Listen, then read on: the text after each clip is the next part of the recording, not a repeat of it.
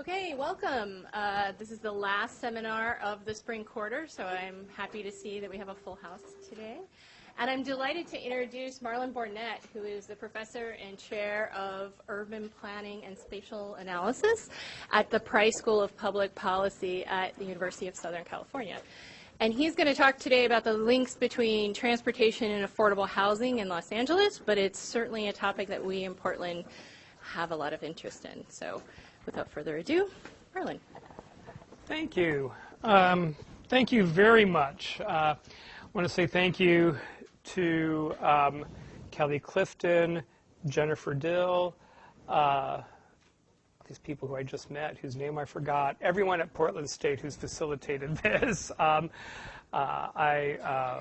have, going back even to when I was in graduate school, have had great respect for Portland State and the good work you all are doing here, and it's a pleasure to be here. I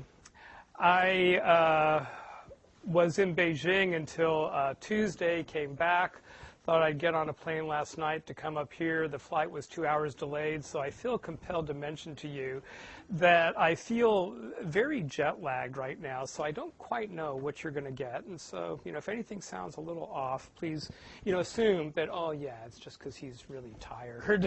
And so, let me start by thanking both our funders and my co-authors. This is funded by the MetTrans Transportation Center through a UTC grant, so thank you to Caltrans and the USDOT for that support. And also has been associated work has been supported by the California Community Foundation, and we're grateful to them. And my co-authors, Raphael Bostic, and two excellent PhD students, Sheva Rodyansky and Raul Santiago Bartolome. The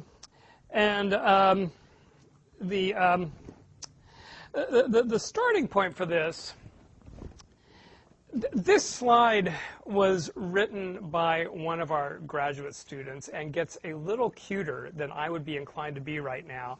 But one starting point for this work is that Los Angeles, and really cities worldwide, are facing two very high priority policy issues. One is a housing affordability crisis, and it's certainly a crisis in California. There are all kinds of indicators that the statewide, Los Angeles even more so, has structurally underbuilt housing units relative to demand, going back probably about 3 to 4 decades. And this is something that is true of cities almost worldwide, I would now argue, to greater or lesser extent. So there's a housing affordability crisis that I do not want to imply is only a supply problem, nor do I want to imply that it has nothing to do with supply. But let's just say that there's an affordability problem. And the second issue is that California in particular has a very robust, well-developed policy regime to reduce greenhouse gas emissions. And since 2008, under Senate Bill 375, a part of that has required that metropolitan planning organizations demonstrate that their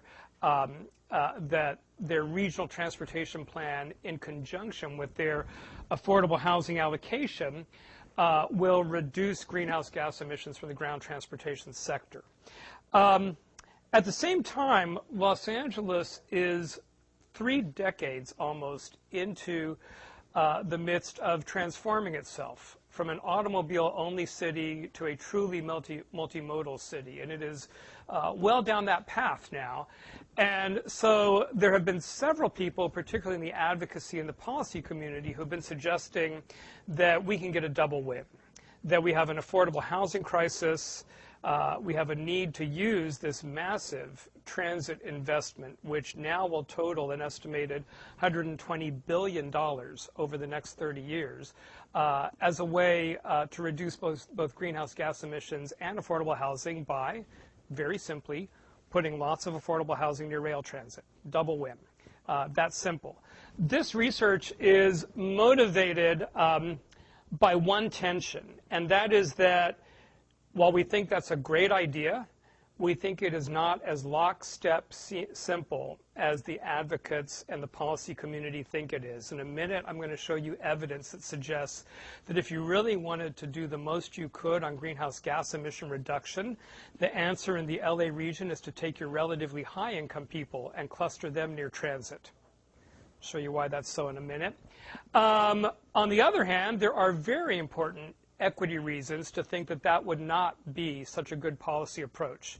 So what we developed is a very simple scenario planning tool to look at two policy outcomes: vehicle miles traveled reduction and the production of new affordable housing units. And we are going to manipulate two possible policy tools. One would be, at what density do you build? And we will model what we call a moderate densification and an aggressive densification. The aggressive is really not all that aggressive, but it is more aggressive than the moderate. So how much density? The other policy tool that we will manipulate is the inclusionary fraction. Assuming that all new units, and we're going to assume for simplicity that they are all rental units, would be regulated such that a fraction would have to be provided at affordability levels. And we picked two inclusionary fractions, 20% and 60%. So we're playing with two policy variables: build some density, build higher density, have a relatively low inclusionary fraction, 20% is kind of about where most proposals in Los Angeles start, or a rather aggressive inclusionary fraction. And then the question is, how do these look relative to VMT reduction and new affordable housing unit production? And the answer is, you get a lot more bang for your buck on both of these outcome criterias by leaning harder on density, even if you relax the inclusionary fraction. There's a part of this story that need not be surprising. I even had somebody demonstrate just last week how actually two equations would lead to that exact same answer. So in some sense, this is a seminar that could be reduced to two equations that you could write on the back of an envelope. I won't write them for you.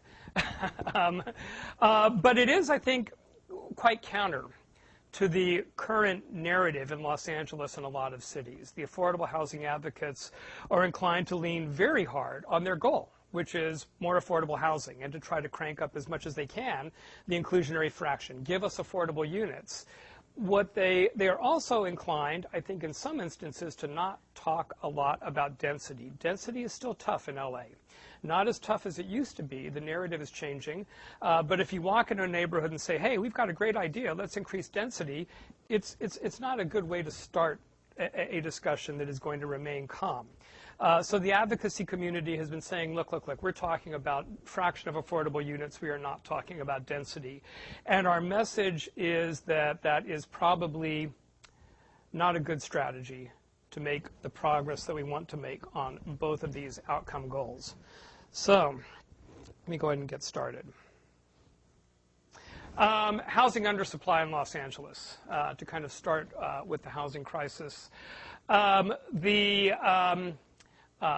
solid blue bar is the California Legislative Analyst Office estimate of new housing units that would have been needed in several counties in the state to accommodate population growth from 1980 to 2010. The shaded blue bar is the actual number of housing units that have been built. So this is kind of fall off your chair kind of stuff. I mean, we're not coming close in some of these urban counties to accommodating population growth. There's a political economy reason for this. A lot of our mechanisms of planning have the possibly unintended, maybe intended, who knows, effect of empowering NIMBYs who can reduce density. The other thing that I think is going on, and I'm just going to mention this as deep background and then not much talk about it, I actually think that our major world cities over the course of the last 2 generations have flipped into a circumstance of land scarcity, something that we have not seen since the dawn of the industrial era. One of the characteristics of the rise of industrialization was that agrarian land became less important due to changes in the economy and productivity increases. And if you're of my age, you grew up in the U.S. and you imagine this country, rightfully so, as basically an empty country with all kinds of land available. So thinking about land scarcity, at least in the U.S. context, was arguably nonsensical.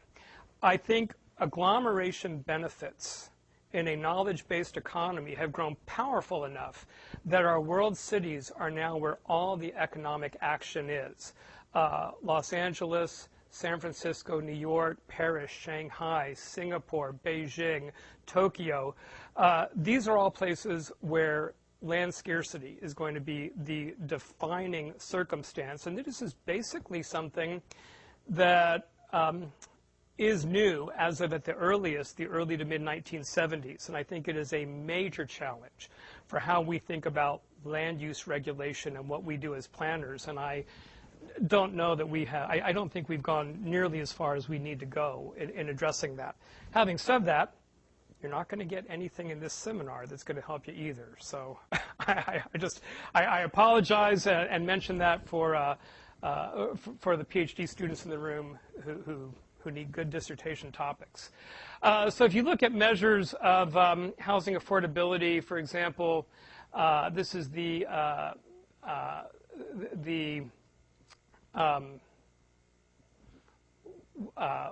median share of household income that was spent on housing in the state. And I actually prefer the bullet at the bottom, which is that median house price was $400,000, whereas a median income earning household in Los Angeles could afford a home worth just about half that. In many ways, though, if you think about affordable housing, so the question is, can you get this double win? Can you build a lot of affordable housing near rail transit?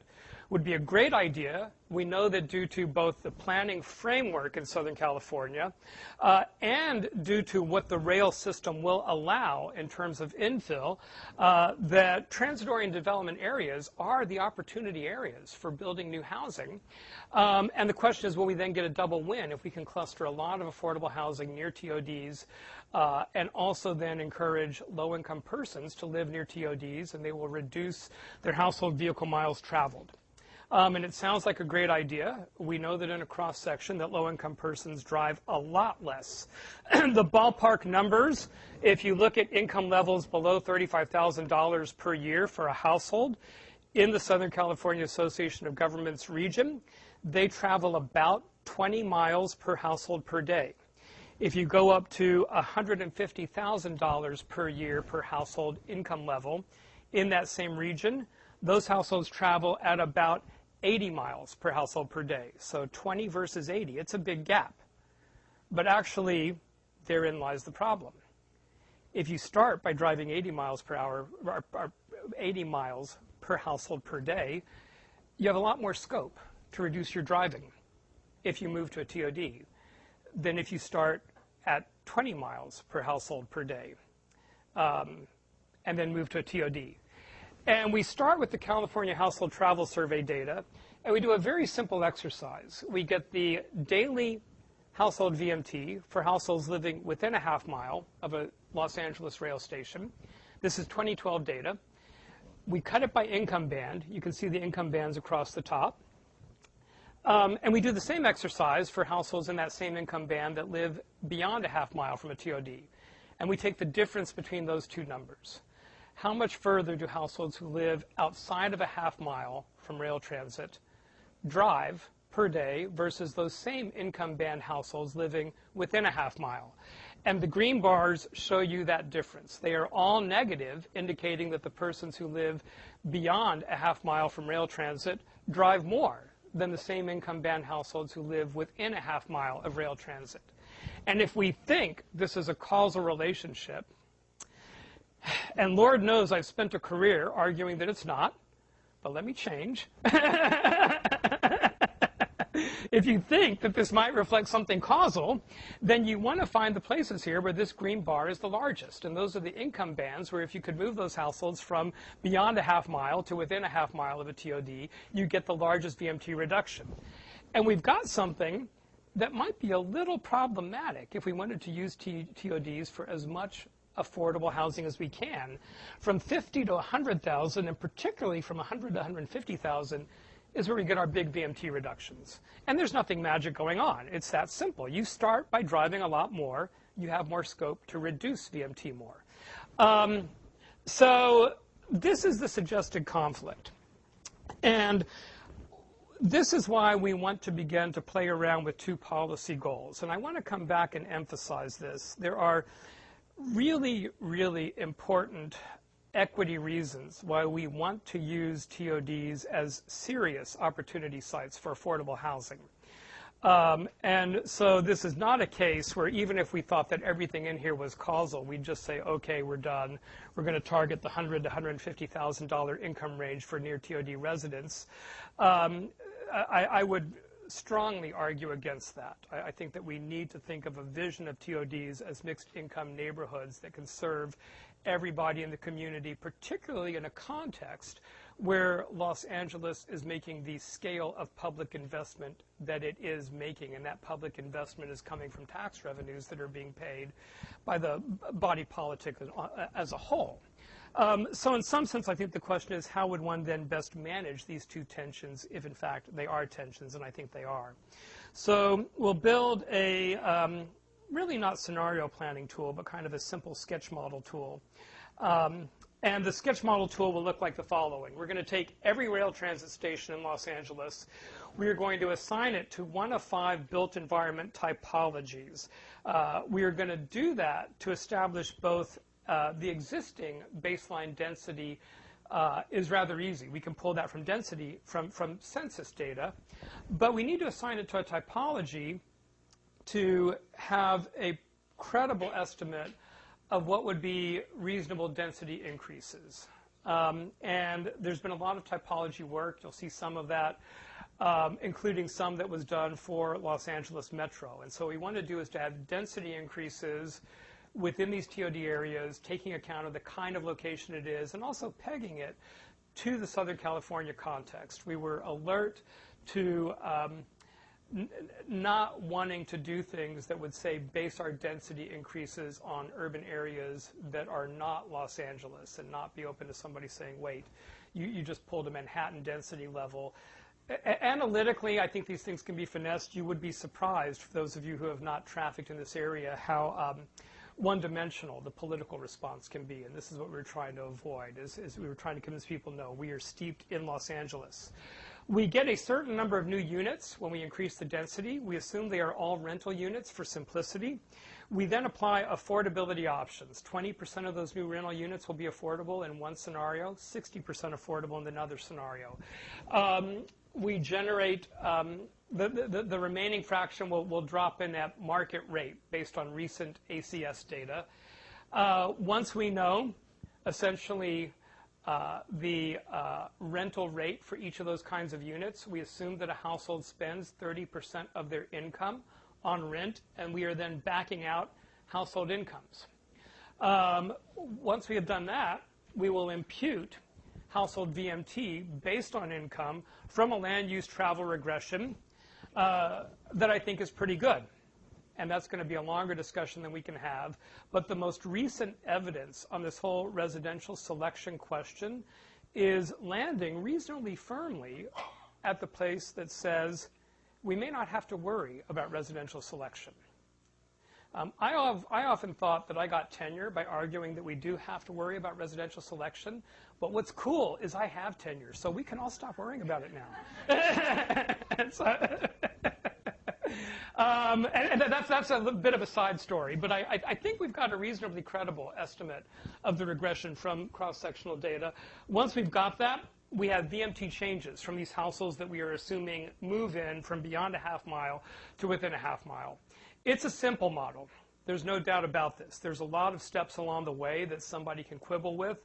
On the other hand, we think it's an informative model. What we are trying to do, and this is a purposeful exercise, is build a simple model that can inform policy trade-offs and do it in a way that is feasible. Because one of the tensions out there is that if you do try to finesse every one of these assumptions, you can go down a path of taking a lot of resources and time that may not always be available. So we think this is a good, credible approach. The Los Angeles Rail Transit System. We had 63 of the what are now over 90 operating stations where we had full data. We are continuing this work. We will add data. This is the rail transit network up above. A lot of you are West Coasters, so you may be familiar with Los Angeles, but one thing to remember, if you imagine a city where nobody walks, nobody takes rail transit, you can't move around without a car, and you think that's Los Angeles, that city doesn't exist. That Los Angeles stopped existing, best guess, probably sometime around the year 2000. So that's cool. It's a place that just doesn't exist. So we'll talk about the Los Angeles that does exist, which is a place that is becoming multimodal. Here's our typologies. We did a lot of research looking at various efforts to put rail transit stations into typologies and settled on these criteria based on two variables. One is employment mix, ratio of workers to residents, and the other is the combination of population plus employees per square mile. I believe that is. And they sort into high density downtown, central place, neighborhood center, single family home area. Industrial employment basically means there's essentially, to a first approximation, no residences. And these are the number of stations that sort into those areas. LA Metro, for each of these typologies, has a suggested residential density in dwelling units per acre. And you see these right here. And the good thing about this is that these are pegged to the existing character of these neighborhoods and the planned future character. And you'll see that none of these residential densities look that high, right? I mean, the second category is 7 to 14 dwelling units per acre. That is basically what I often tell people is kind of the high end of what you'd think of as single-family residential in the LA area. I mean, places like near the beach that are single-family homes kind of come in at about, 8 to 12 DU per acre. We're then going to, for each of these station areas, do two kinds of density increases by literally adding new rental units until we get them to these density levels. The first one is the moderate scenario, where we take each station area to the midpoint of its existing typology. Nothing radical. There's a lot of station areas where actually this implies no density increase. Well, not a lot, but some. We just leave them where they are. And we don't have the information for you, but we calculated it somewhere. And I think we're down into the low single digits in terms of the density increase that this is in a lot of our typology areas. The other one is the aggressive scenario, which doubles the target. So it just takes this column and doubles it. And, still, there's nothing about that that's really all that aggressive. 28 DU per acre, that's not that bizarre. And so, actually, as we move forward, we probably should change the name aggressive. Okay. I want to show you what this looks like for one station area. And then we do the aggregation for all the station areas. So we picked Memorial Park, Old Town Pasadena as a station area, and we're going to show you what this looks like. And this is actually sitting right near that station, which is actually on the ground floor of the building on the left, and the train actually runs through that building, which I don't know. I'm not a great urban design guy. I think that might be cool. It might be the opposite of cool. It could be in the middle. I don't know. I mean, one of those three things. Okay. All right. So we assign Memorial Park. It's going to be in a typology based on its characteristics. It's in the central place, kind of the second typology. Baseline density based on most recent ACS data, it's at 7.6 DU per acre. LA Metro, in its typology, recommends this 7 to 14 range, so the midpoint is 10.5 DU per acre. So for the moderate densification, we just calculate the number of new housing units you need to get that to 10.5 DU per acre, and the aggressive would be targeting twice that. We apply the two affordability options, and we are going to get a certain number of both market rate and affordable units, where the market rate is just the balance of the units that were not affordable. And one thing you can see, and this is just math, is that at the higher density level, you're adding quite a few more units. Once we have these unit splits, we are going to impute household income by assuming that the affordable units, here we are, this is the better slide, that the affordable units, that every household spends 30% of their income on rent.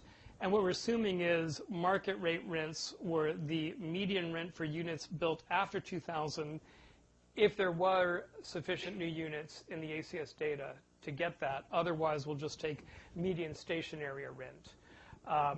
Usually it's the after 2000 figure. In a lot of these TOD areas, there is some offset. The newer units have been more expensive or are at a higher rental rate. The affordability level was 50% of the market rent, which I stumbled over initially.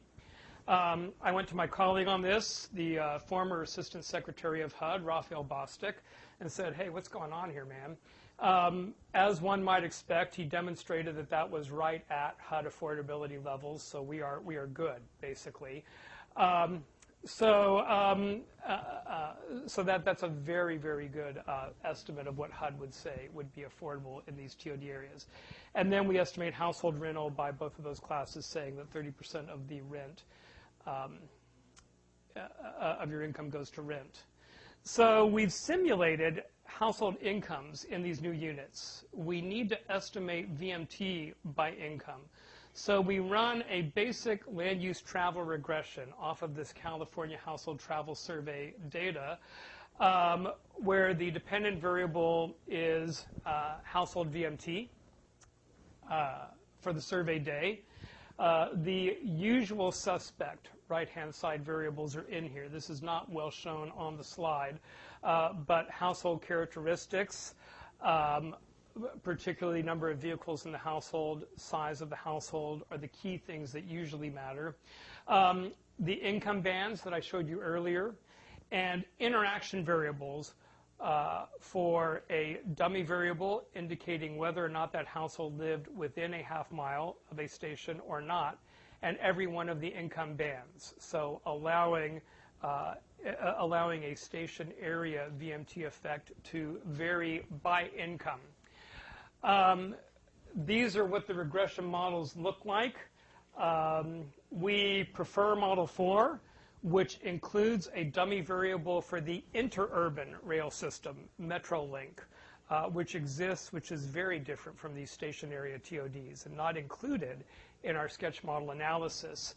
Once we put that in, you notice that the coefficients largely stay the same, but they do go individually insignificant. They are jointly significant. So there is a statistically significant station area and income effect. And yeah, there's the LR statistic for those of you who like seeing it.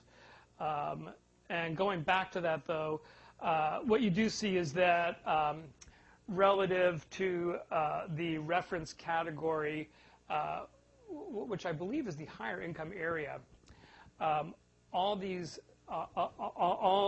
income bands where you're living within a half mile of the station, you are, as a household, driving less than living beyond a half mile of the station. Residential selection.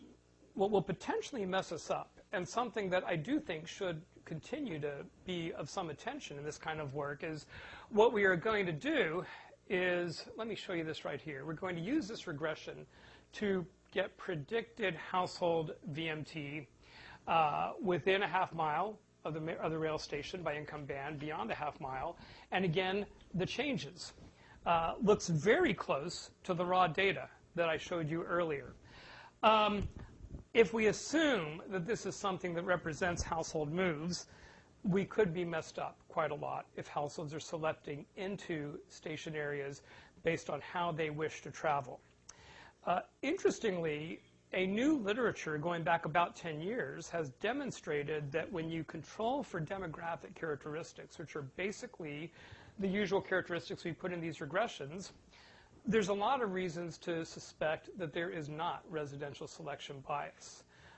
Gilles Duranton and Matt Turner, in a working paper that they presented last year, really knocked the ball out of the park on this one.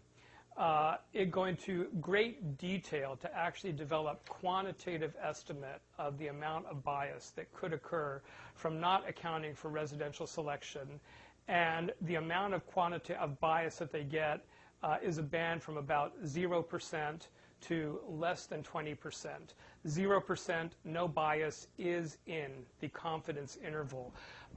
So at this point in time, the best evidence we have suggests that in these land use travel regressions, not controlling for residential selection could give you somewhere between no bias and 20% or less bias. I don't want to take that as gospel. There are reasons to quibble with that. Duranton and Turner, as an example, only had density as a land use variable. So you could do the whole, we don't know about all these other variables question. And one should lean hard on this, but my point is that I also think that what we are learning is that this regression looks stable enough that we should also pay attention to these cross-sectional regressions. So a little bit of nuance. We'd love to have longitudinal data. We almost never do. This indeed may be representative of the kind of phenomenon that we would care about, or possibly not too far off. So we'll get, using these predicted VMT values, something that we are going to take as representative of households moving from beyond a half mile to within a half mile of a TOD, and how much VMT reduction would you get at the 20%, 60% affordability levels for the moderate and the aggressive densification scenarios. And those are the daily VMT reductions for each of those 4 scenarios for the Memorial Park Station. So now it's simple. We do this for every station. We add it up. This is what the results look like. Moderate densification, aggressive densification, 2 different affordability criteria, a number of new affordable units. If you are building at the aggressive densification level, the 20% affordable gives you more affordable units than anything you were doing at the moderate densification level. And the same story holds for VMT reduction. And the magnitudes are not too close. 20% affordable at the aggressive densification is basically 5 times better on both outcome variables than 20% affordable at moderate densification. Now, this is, to some extent, a hardwired result. And I'll admit that. I mean, if you build a lot more units, you can have less of them be affordable, because our evidence is suggesting that more VMT reduction is coming from the essentially kind of middle to middle high income folks. You can get a better double win by just building more units and then allocating some affordable, some higher income, and you can get both. And so the way out of the tension is to build more units. So there's nothing about this that would be super surprising. On the other hand, I do think it's an important message. This is not the way the advocacy community right now in LA is wired. And I don't mean that in a negative way at all. I think it makes all kinds of sense. If you care about affordable housing, you focus on affordable housing, and your affordable housing target looks like an inclusionary fraction. And if you're debating these kind of project by project, or something that looks like a TOD area plan by a TOD area plan, you'd want to say, what was your fraction of affordable units? Our message, though, is that long term, this is not the ideal place for the discussion to be. We need to focus more on densification. If we can get to that aggressive densification level, and there's nothing about that that is bizarre. This is arguably reflective of the kind of ways that we would like to be building these TOD areas. We could be doing substantially better both on affordable unit production and on VMT reduction, even if everything stayed right at the 20% affordability level. And so I think what we're angling for a little bit is saying we need to talk more about building more in LA. This is an interesting time period, by the way. Los Angeles had a ballot measure Measure S, which was defeated at the polls by a very wide margin in March. Measure S would have been the most aggressive growth control, I think, template that any American city would have tried. And I won't hedge. It would have been disastrously ill-informed policy. It would have essentially created a growth moratoria and then locked the zoning code into existing conditions in Los Angeles going forward. And there are people who argue otherwise. I disagree. But what was shocking about it, because it was almost a single-issue election at an unusual time of year, there was very little polling done in advance, and so there were not good signals as to how it was going to go. The no vote was about at 70%. So the idea that Los Angeles is a place that wants to, at all costs, preserve its single-family, low-density homes, I think is not correct. I think the very important debate is what happens now and what does the city do now. And I think that's a very open question, but I think this is an important time to begin to rethink where all these ideas are. Let's see, all of this kind of summarizes. So basically, the short story is that what we are arguing is that as simple, kind of twofold. We need to think about ways to shift the discussion to more density in ways that takes account of the equity concerns of building more affordable housing. And I think a lot of people in planning, including a lot of folks here at Portland State, have been doing really good work to try to move that discussion. And I want to kind of add my voice in support of that. I think that's a crucial debate in planning. In fact, I almost think that this is a kind of moment that is not unlike the interstate highway moment of the late 1950s, early 1960s. We are doing things to the built environment in our cities that will affect the quality of life, the social justice in our cities for about 2 generations going forward. And it's a really big, we better get it right moment. And when we look at how we really, in a lot of ways, got it very wrong 2 generations ago, I get a little bit scared. But one thing about these moments is you can be scared or you can not be scared. The decisions have to be made anyways. So let's just endeavor to try to make good decisions. So one message is we have to think about building and thinking about equity.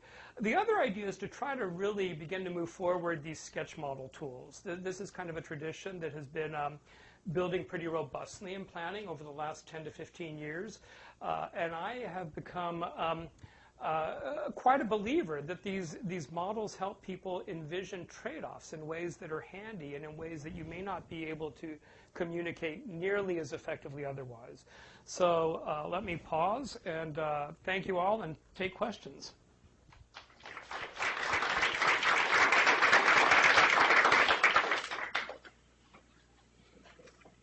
Yes. Wait. I think. Marlon, a great talk. As I was mentioning earlier, this parallels some of our work that we've been doing in California, and so it's glad to see that your estimates of VMT and our estimates of VMT for the same area using the same data are very consistent. So, good. All good to hear. Yeah. But just a couple of things about these metrics. So, if you're thinking about equity and affordable housing, I mean, it very well may be that the right outcome for these low-income households is actually an increase in VMT, right? If you reduce the cost of housing, then maybe automobiles are in more reach. I mean, we assume that that level of mobility is somehow satisfactory, that people are able to have. So anyway. Yeah, no, I very much agree with that. I was doing something in the talk that is a little sloppy. I was mixing kind of what is trying to be just a positive analysis of, here's what here's a sketch model of VMT change and affordable housing units under 2 different kinds of policy scenarios, or really 4 kinds, with a whole lot of normative discussion. So a little bit sloppy, shouldn't be doing that. And so normatively, the low VMT for the lower income households, kind of, and like I said, that number about less than $35,000 per year. You're looking at about 20 miles per household per day. A lot of that is basically some kind of VMT constraint. At that income level, you are getting zero vehicle households. I haven't checked the exact number, but in other work that we did in San Diego County, some of the low-income census tracts, the fraction of zero vehicle households is around 17 or 18%, and so they're travel constrained. And from an equity perspective, we want to free up their options. And so you're right, having a metric for more driving among the low income is a very reasonable metric. Yeah. They might not be able to tolerate that increase in driving among the poor if we can get the rich to stop driving so much, right?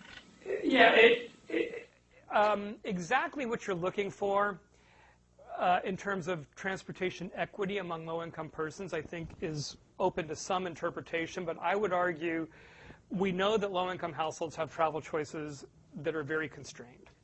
And we would want to do all we can to free up those constraints.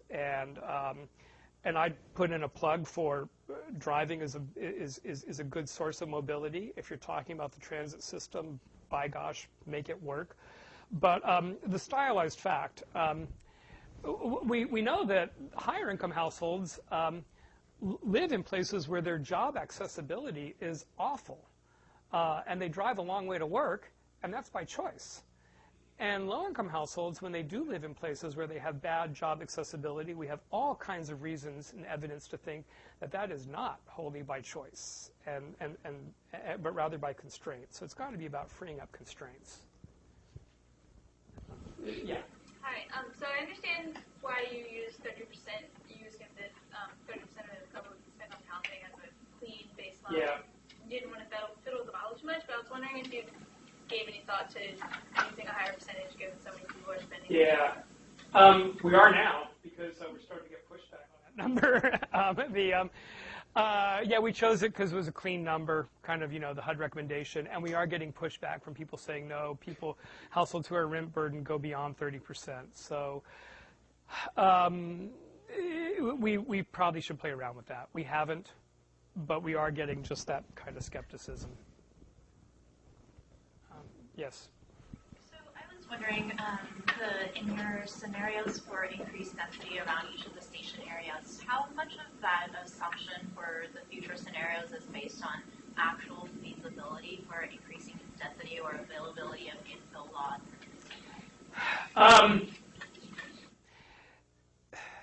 The typologies that we used most directly were done for LA Metro. And I'm trying to remember the report, and my memory is fuzzy. But I think it's a combination of feasibility, how much infill do we have available, and I think a fair amount of it was some judgment on the part of LA Metro of what would be reasonably tolerated, so to speak. Because, one of the infill arguments, there is, Ed Glazer has argued that there is actually not a limit to the amount of infill, and kind of acknowledging that he might be being purposefully kind of, controversial when he says that. I almost agree with that. I think there's also some political assessment on the part of the consultants to Metro when they do that. It kind of reflects current characteristics and how far you could move. I don't have a good memory of the exact answer of did they do like a parcel by parcel, what is vacant kind of assessment. Yes? A slight twist to this model is that low-income households use transit much more than high-income households. So you could also model the lost potential transit ridership in the higher income scenario. Yeah. Compared to the higher affordability. Yeah, actually, that's another part of the California Household Travel Survey data that we didn't show you. But if you did the same kind of, sounds like you're on this project. If you did the same, or maybe you should be. If you did the same kind of outside half mile, within half mile number of transit trips by income band, the income pattern flips. You find a bigger boost by having more low-income households near transit. And we actually are trying to message that more to Metro, because to say, on the one hand, if you were thinking of VMT reduction, this does look like a tension. You get more of that by bringing in the higher income households. On the other hand, thinking about efficiency of the transit system, which is an objective for Metro, you can get more of a boost by bringing in the low-income households. And then if you layer on another complexity and say, well, how much of that is choice versus constraint, it could get a little more complex. But yeah, the basic raw numbers do say that that income relationship, near versus far transit, you do get the bigger increase from the lower income households for transit ridership. Yes?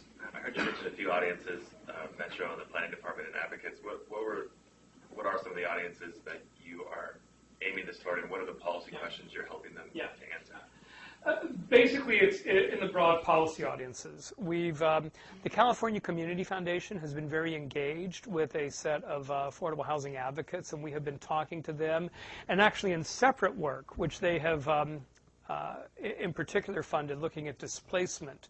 We've been very much talking to them because the question of income displacement has become a really big deal, and we have been working with with confidential state income tax data that allow us to track income and near exact residence over time. And so we think we have an ability to get a very accurate read on household movements by income. So there's kind of a set of advocacy groups.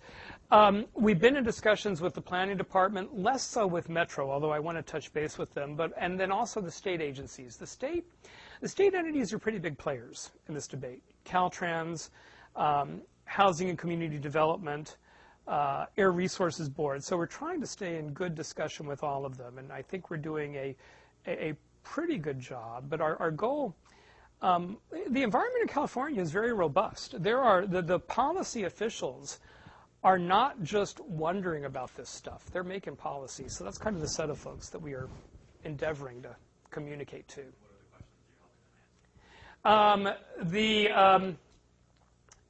For the advocacy groups, it's been much more, is there displacement?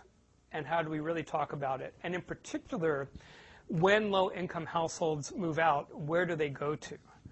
Because that has become a pretty big question. There actually, absent any data, has been some debate of, well, maybe a low-income household gets displaced from one station and goes just to the next station down, from the community people who are kind of inclined to say, let's not worry about displacement. And then there's been this assumption of, no, they're going much further. And the short answer has been no one really knows. So we've been trying to focus more on the displacement question. As we engage the planning department, and I want to stay in touch with them, I'm much more interested in these, what should the density levels be? And also at the state level.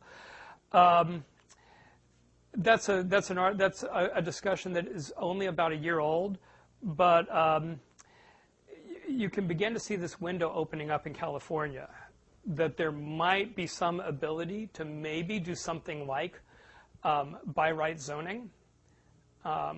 Governor Jerry Brown had a proposal for by right zoning last year. Not a single member of the California legislature was willing to introduce the bill. But the debate continues. So kind of at the state level, we're getting very intrigued by, are there opportunities, this is radical, but to use state authority to find ways to force localities to allow more building. California localities, I think, are in some sense in a prisoner's dilemma.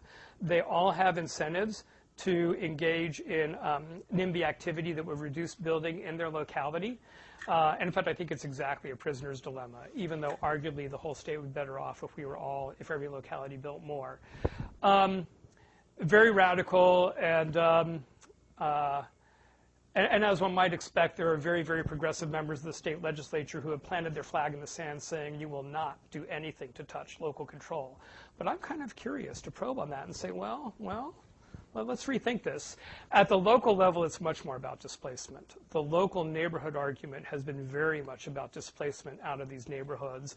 And we've started really just at the positive analysis of, can we get a read on what is happening and in particular, where are people moving to, which is a really big question. We are finding that at the low-income level, people move around a whole lot. In fact, the level of housing insecurity, if that's what it is might be shocking. And I don't want to throw numbers at you because we're still working at them. And really trying to flesh that out and figure out what does that mean. So does that help answer that? Yeah, very related. Yeah. Yes?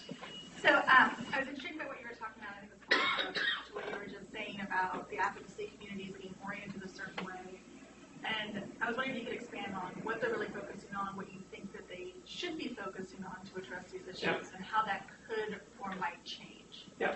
Well, part of it, and I don't want to paint things with too broad of a brush. I mean, there are, at a minimum, scores of advocacy organizations on this issue, and they all have their own takes. So this is a kind of a caricature or one-dimensional.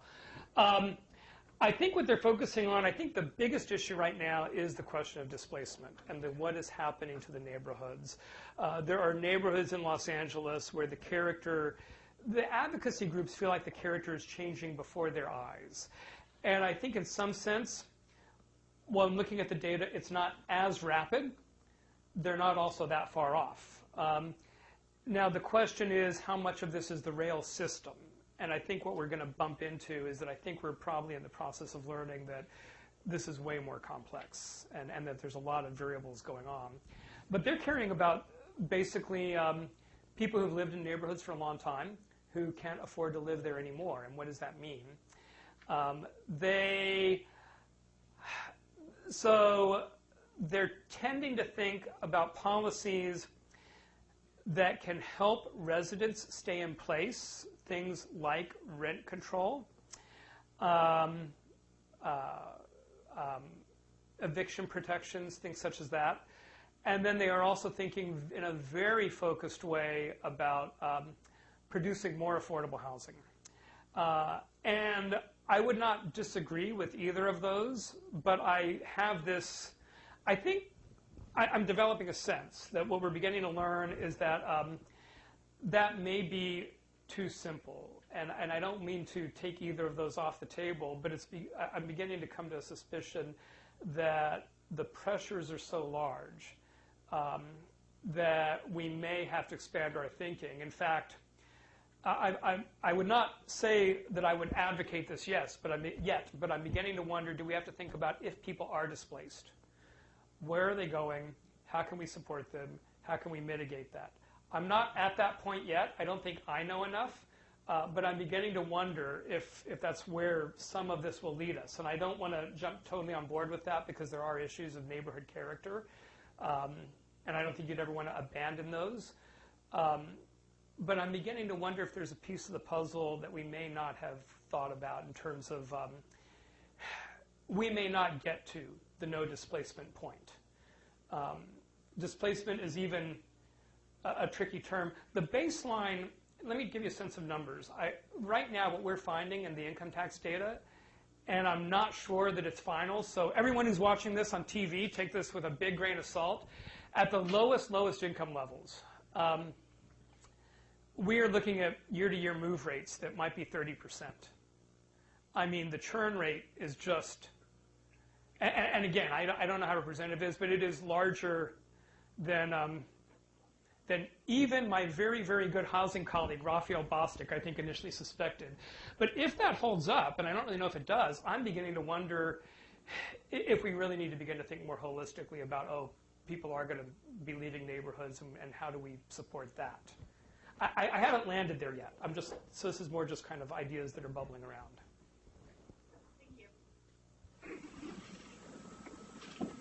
So we'll go up there and then there. Or reverse. Okay. Based on the density of population in LA and how much a need for affordable housing, does that kind of like promoting for low-income families to be within the low-income threshold or like another action from the government, like increase the minimum wages, so that will kind of like instead of providing affordable houses, give them more than they will be. The only way you can really make progress on on some of these really big policy issues, I think, is to bring multiple solutions to bear. I don't want to say that's the case in all domains, but I think in a lot of planning domains it is. And I think this is one of those problems. So I think on the supply side for affordable housing, I would be probably happiest with an approach that was very robust both on supply expansion and on subsidies for affordability. I don't, from the raw numbers that I have seen, I really can't believe that we are going to make the kind of progress we need to make by leaning on just the one or the other. I mean, Los Angeles added an estimated 500,000 people more from 1970 to 2000 than the zoning code at least could accommodate. I mean, these are, so, you know, in some sense, if you start from, we're not going to think about supply expansion, let's do stuff, I'm saying, oh, come on. We're not. On the other hand, the estimates are that the existing housing subsidies can support about 30% of the need. So I think if you took a strong, let's not talk about subsidies and only do supply expansion, you're equally off. And then on the demand side, yeah, I mean, you know, in some sense, affordability is two variables, right? The price of the good and the income of the household. And so if you're not thinking about how do you raise incomes, you're also incomplete. So it's got to be in some sense all of the above. I can't fathom how you move these numbers by just moving one thing or another. So, no. Can you just summarize your argument as that densification could be just use one stone, kill two birds, that solve the essentially affordability issue and then reduce the VMT? I'm not so sure that, especially given that you're also talking about LA essentially changed quite a bit, especially transportation and public transit system since 2000, right? So the transportation system actually changed much faster than land use system, right? You can, especially for bus transit, for bus, that you can basically, if you have the density there, I will imagine pretty easy. If the demand is there, it will be easy to add a bus line, for example, and then eventually transit to build a light rail transit or even middle rail if that's necessary, or the demand is there. The transit system or transportation system changed relatively quickly. As one, of course, there are other arguments like Dan Chapman about TOD without T, of course, and then the technology out there that shared mobility, shared bike sharing, and Uber, Lyft, and then potentially AV that's out there could potentially solve the last mile issue out there that make the transit actually link between locations to transit much easier. Do you agree with that summary, or maybe simplistic? Then of course the difficulty is how to get, you already alluded to that, how to get to solve the present dilemma issue of densification. Well, so part of it, we start by saying this isn't as simple as solving two birds with one stone. And not that we can't make progress on both, but that we're going to have to pause and actually think about how we're applying these policy instruments, that not every combination of policy instrument is going to solve both the VMT reduction and the affordability problem. But then moving from there to kind of all these things going on in transportation, where this presentation is not about that. There's a lot of things going on: first, last mile travel, transportation network companies, bike share, potentially automated vehicles, this and that, and you know that. Everything we're doing now in transportation is in this milieu of a very, very substantial disruption of the field, which is fun. And when I started in this field, it was the opposite of disruption. It was a world with a lot of stasis. So disruption is kind of more exciting. On the other hand, I don't quite know where you can go with that, right? I mean, I do think there are kinds of two polar cases, right? Some people argue this thing, whatever it may be, will solve every problem, so stop thinking about these problems. I'm sure that's wrong. Other people will argue this new thing, whatever it may be, will have no effect, so we'll just keep doing whatever we're doing. I'm sure that's wrong too. Now we have the whole area in between. And so I do think, here's the short answer. This is about trying to talk more about how we integrate affordable housing and transportation. And I will say this, coming from the transportation side, I have heard, going back now many, many years, the mild grumbling from my housing colleagues that transportation people ignore housing. And I will confess that as a land use transportation scholar, I always thought, I don't quite know what you're talking about. We pay attention to land use all the time. Having immersed myself in this, and the story of how this, there are two stories of how this research program started. Raphael's story is that he was thinking about this and realized that the transit system is important for housing, and he came up and talked to me and said we should do this work.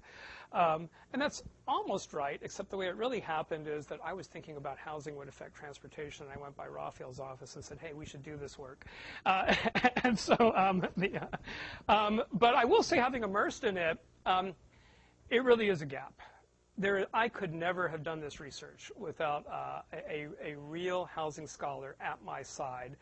And I think we're seeing the same thing in agencies. And if there was one rule of thumb, I would say we are too siloed, even when we think we're not. We have hit the point where if we are going to get the both efficiency and social justice outcomes that we are hoping for in our cities, we have got to integrate the housing policy and the transportation policy side in a way that goes quite a bit beyond where we think we're at. And so if there's one takeaway, I think that's where I would sum it up.